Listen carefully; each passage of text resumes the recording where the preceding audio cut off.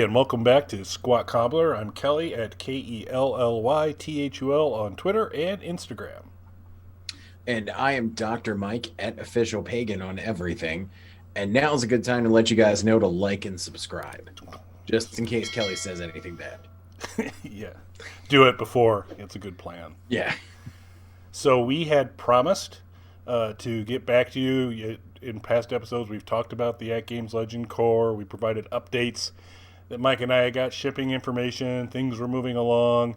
Progress has been made. And so we may end up doing a couple of these, but we wanted to do kind of a bit of a first reaction. And I thought there'd really be no better way to start off than to show Mike's unboxing video. So we'll go ahead and just roll that right now. Nice.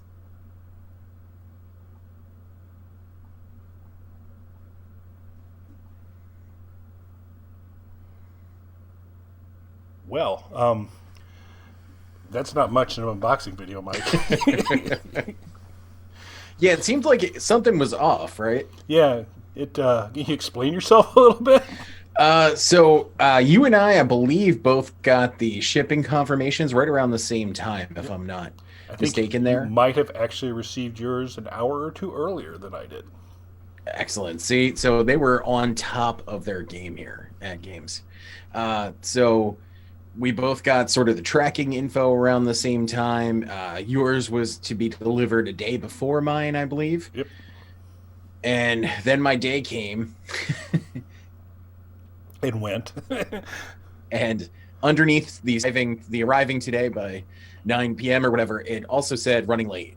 So I was like, oh, that's weird. And then it said no shipping information available, but still arriving. Now, apparently, according to the shipping info, it never left the state that it was supposed to be from, which contradicts the other contradicting tracking information that I had received, which had it in Philadelphia to be delivered to me on that day. And so that was slowly backpedaled to, what if we never sent it to you? And right now there is no shipping information available. Other than it's still in the same state that the label was created in. And it says that it will arrive at some point. That's where my shipping info was. And at this point, I started to become a little bit confused because I swear I had mentioned this on our conversation about not being a giant fan of USPS delivery system. Yes, you have. And so I was like, I swear either it automatically was not USPS or I paid for a more expensive shipping option or whatever it is. Because if it's there, I choose the other option. And sure enough, I went back to my shipping info, and that's not how it was supposed to be shipped to me through USPS. So because At Game chose not to ship it from the shipping option that was actually on there that I was charged for, it's now somewhere and will be delivered, according to them, at some point. So I did email At Games today, and I was like, hey guys, so this was supposed to be shipped this way. Apparently it wasn't shipped that way. It was shipped through USPS, and now it's somewhere. Any thoughts on this? No response so far. Interesting. Yeah. Yeah. Well, I got two. So didn't shoot an unboxing video, sorry. But have another one. I guess I could unbox it and show you that. You could. Yeah. Just to really rub it in. Kinda, hey, yeah, I don't know what I'm going to do with this extra one. Turn the knife. I just have extra ones laying around. I don't know, man. I get these cords out of my way. Somewhere. Yeah, so we'll let this go another week or two, and if you're still empty, then maybe we can talk, and I'll UPS you my second one, and if yours ever shows up, you can fire it back my way. We can do that. But so we really wanted to kind of do one where Mike and I both had first reactions, but I can at least, this may be a little bit of a shorter show. I can kind of provide a couple of my initial reactions to it. And probably we'll see what we can do to maybe also include a little bit, and I'll test it out. Just like with the Legends Ultimate arcade unit, it brings a lot of the ecosystem with it, so you've got the ability to do video streaming. So I can stream from my core to YouTube, so I can maybe pull some footage off of that to show stepping through the games and the menus and some key differences that were not told to us as we purchased our Legends core. So we'll talk a little bit about that as well. Interesting. So, I mean, the one, and this is a minor quibble, and I really can't complain. All the hip bloggers, all the hip video guys, the cool guys that get advanced copies to look at, that actually get delivered, it came in the commercial packaging. So you had the kind of outer white sleeve with the illustrations on it and all that information. These came in a plain brown box.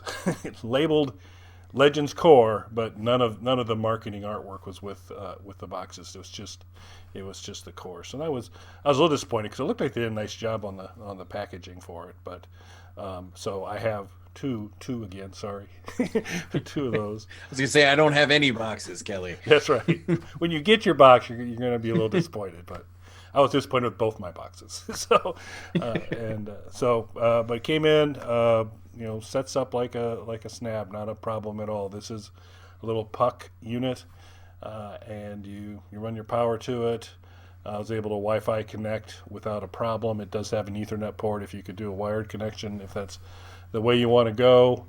I had a little bit of a challenge getting, so I have, and this is something you'll need to do, and you do have a lot of free time right now beforehand, so you might want to go to the get prepared. Yeah, the ArcadeNet 6. I don't know if you actually need to have a device to do it or not, but you're going to need an ArcadeNet account. It should be an email address and password, and that will be what you log into AtGames for when you go online. There's a lot of stuff you can do, not online, but to get into the ArcadeNet and all that kind of stuff, you'll need to have an ID.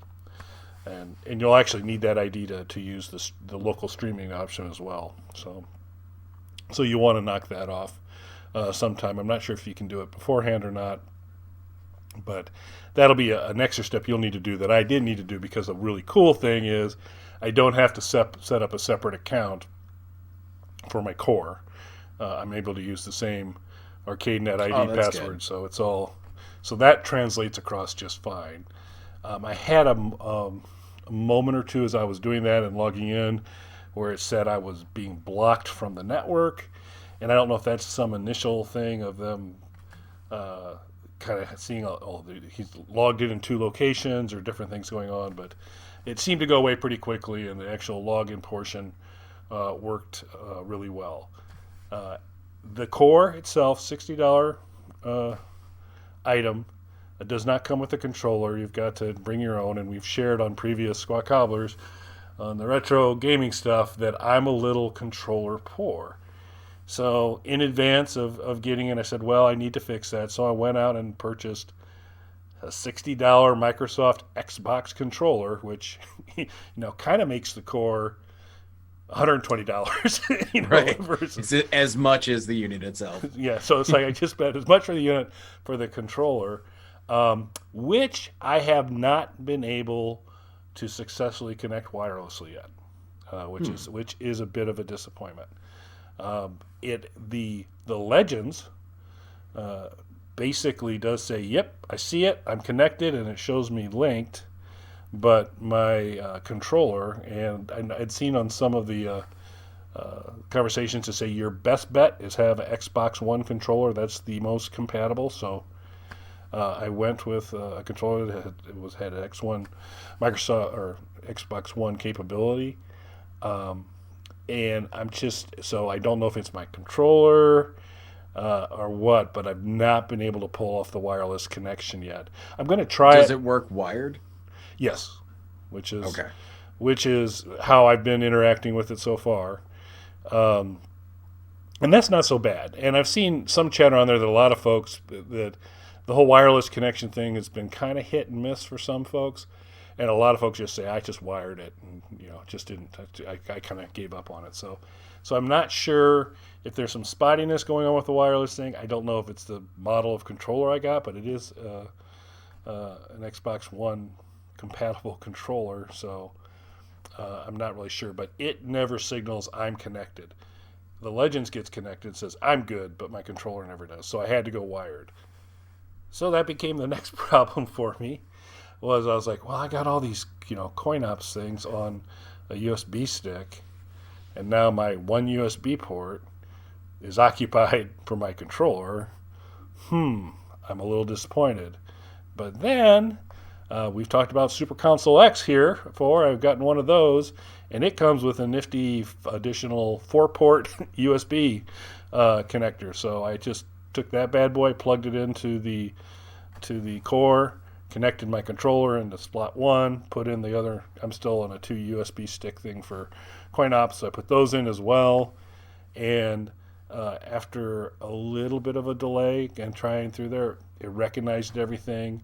And so if you have to go wired, you're still going to be able to do a CoinOps kind of thing. You're just going to have some sort of extender out of the USB to multiply your number of ports.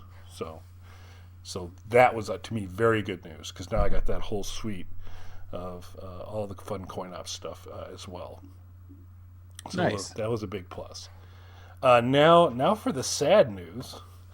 Everything we had seen or maybe jumped to conclusions was, you're part of the AtGames ecosystem. You're going to have all of that good stuff. And I made the leap in assumption there to say, oh, that means I'm running on the exact same firmware that I would be running on my Legends. Firmware which includes pinball now, that there's ArcadeX pinball available on my Legends cabinet. So I got it all fired up, and that was the first thing I wanted to play, because it's still playing pinball over the cloud, but I was going to be able to have it connected to my projector, so it was going to be a gigantic table, and I thought, this is going to be great. I'm going to have a lot of fun. But then I start going through the games list, and there are 100 games loaded on it, a lot of really good ones. So there's plenty of good play just on the 100 of preloaded games that you get, plus the additional games in the ArcadeNet selection, but no pinball. So then I went, oh, I must not be on the current version of the firmware, so let me go update that, and then it'll be okay. So I jump over to the firmware update, and it's a whole different naming convention and numbering series, and I guess I probably shouldn't be surprised that the firmware for a hockey puck is different than the firmware for an arcade cabinet. But it's a different deal. So there will be some distinctions and differences. Screen mirroring, which you can kind of do involving a Raspberry Pi and doing some stuff like that, which you can do on the Legends. You cannot do on the Core. That's not even an available option. And a couple of the general settings are ghosted out and not available. That's one of them. And then I said there's a distinction on the firmware release. Because I knew that, obviously it wasn't going to be exactly the same. I wasn't going to get the 350 games I got on my Legends. I was going to get 100 games. I got that difference. But I was really kind of hoping the ArcadeNet pinball would be there. But it's not currently. We know that AtGames actively listens to Squat Cobbler, looking for tips all the time. If you would please include a couple of those tables, because Mike and I want to play pinball together, and we're not going to be able to do that till you kind of get the Leprechaun team play moved over there and make that available to us. So, and also, get me my Core. Yeah, and that would be great. Yeah, that'll be kind of important as well. Yeah. So, that was probably my biggest disappointment so far, is that I was really, really excited to try that out on this form factor, and I can't. So that was a bit of a disappointment. Now the rest of the stuff, gameplay, it's pretty sweet. It's a good deal. If you already are in a good controller position, you're going to be able to get up and running for that $60. If you're not, you're going to have to do an investment to kind of move up. I'm really excited to see, because you're going to basically start attaching it to your Atari fight stick, right? Correct, yeah. I also have an Xbox controller, so I could go that route as well. And I'll probably try a few different controllers just to kind of see what works, what doesn't. Because I do have a number of USB controllers from the mini consoles and things like that too. So I'm curious to see what other kinds of controllers will work on it. The Genesis or Super Nintendo controller, for example, something like that.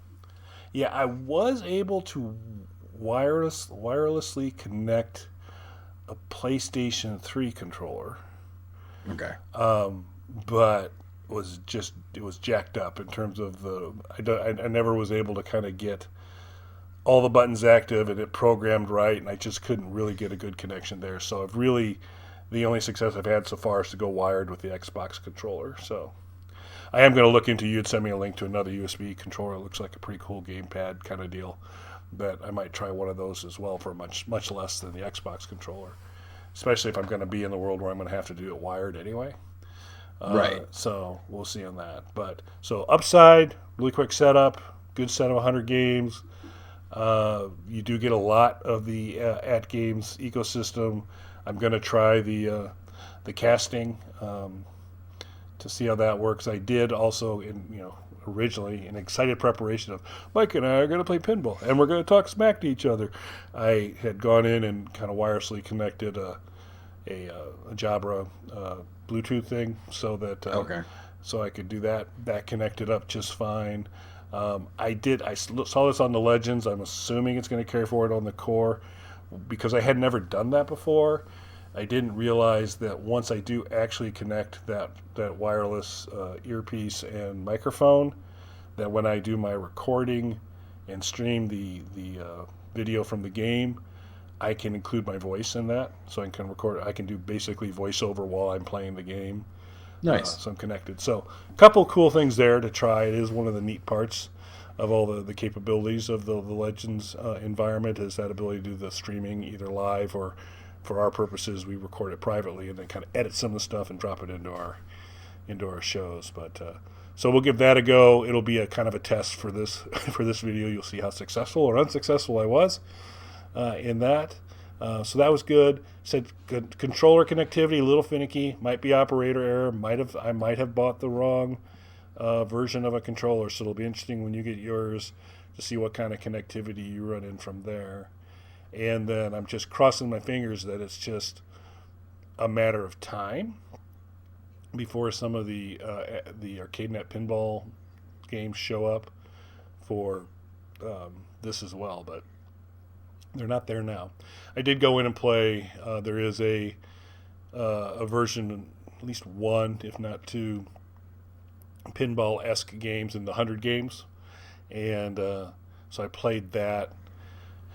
It's not kind of as cool as the other pinball that they've got going, but it worked well. It was nice that with the wired Xbox controller, I was able to go in and map the buttons. So the default is A and B on the controller for the flippers, which from a form factor standpoint, for a game where A's run and B's hit or whatever, makes perfect sense. You're used to that. But if you're playing pinball, to kind of have this binary choice between A and B flippers is no good. You got to have you want them on either side to be able to kind of go in. So I was able to go back in easily and remap A and B to the right and left buttons on the top of the controller.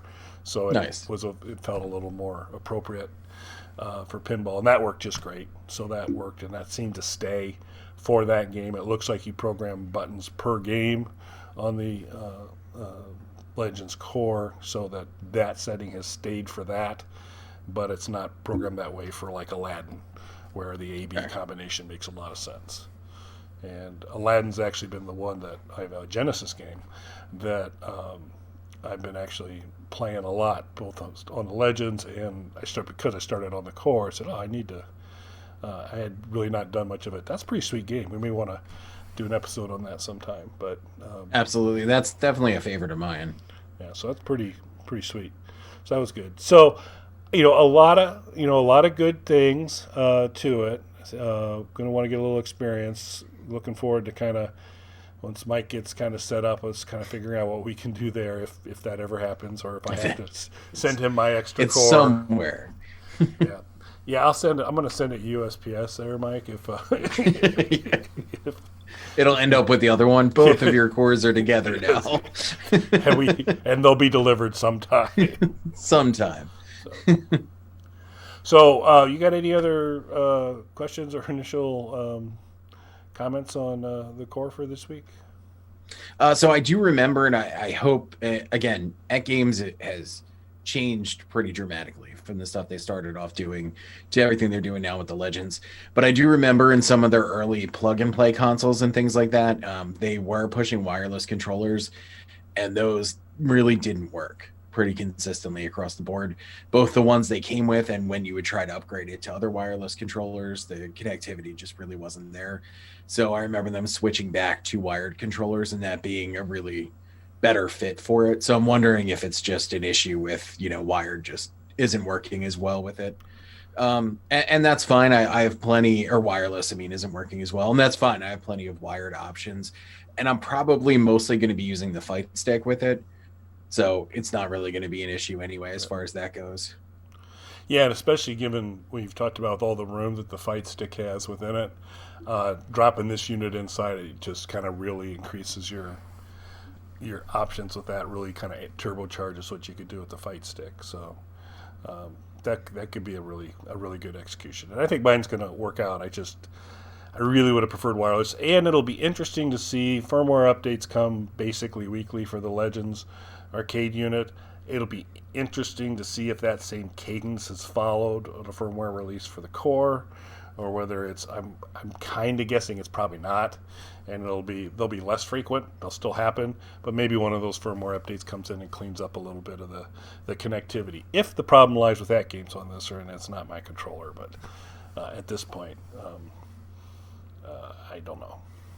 Well, if I had mine, I could give you some insight from my perspective, but but I have a few different controller styles, like I said, and I have a few, just basic USB style controllers, Super Nintendo style, Genesis style, things like that.